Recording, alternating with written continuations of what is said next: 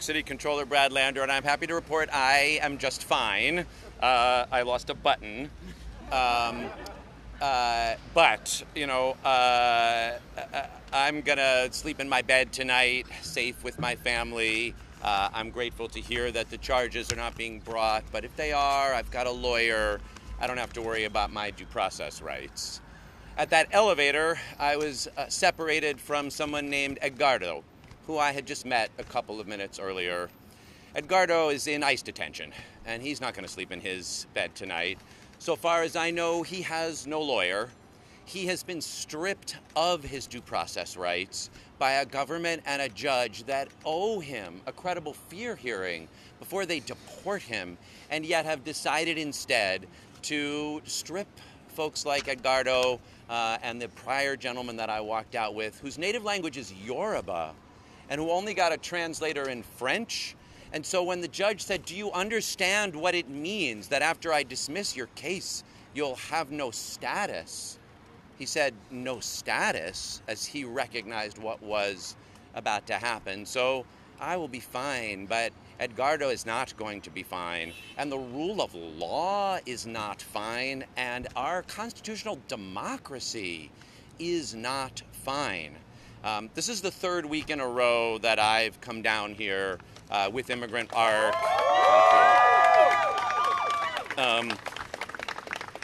to accompany families out of this building. And before today, I had walked 4 families out, all of whom were afraid that they were going to be detained by ICE agents, and yet who were able to walk out of the building, even though they had had their cases dismissed and are subject to expedited removal, but were nonetheless able to get out of that building and at least get back to their kids, get back to their families, try to figure out what's next.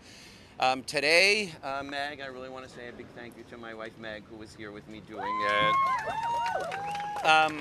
Meg and I were able to walk out a family of 4 beautiful, what, did you get their names? No, so 4, like a mom, a dad, a 5-year-old, and a 4-year-old. Beautiful kids. Meg's Spanish is a lot better than mine, so she took their names. They have 1 week. The judge gave them 1 week to come back and talk about why they fear being deported to their country. And so we're certainly going to follow up with them. We got their number and are going to make sure that at least they get as much help as we can provide, as New York City, as New York State can provide to help them avoid being separated or being detained. But then when we went back upstairs, again, we had these next 2 cases, this Yoruba gentleman and then Edgardo, who we just tried to walk out of the building. And I think you saw the video. All I tried to do was just hold Edgardo's arm and ask the ICE agents, "Do you have a warrant?" And they would not show me the warrant. And I said I'd let go of his arm as soon as they showed it to me, and they did not show it to me, and you saw what happened.